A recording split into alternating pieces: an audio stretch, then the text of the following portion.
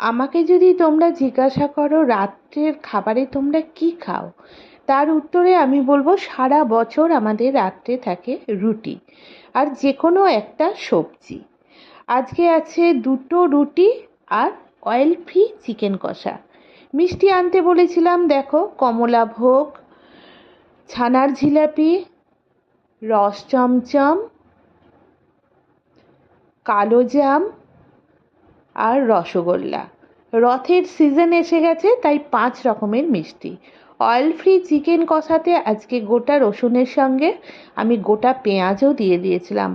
অসাধারণ সেদ্ধ হয়েছিল আর খুব সুন্দর খেতে হয়েছিল।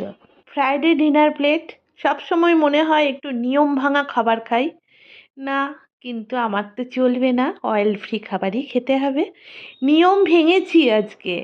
কিসে বলো তো? মিষ্টিতে।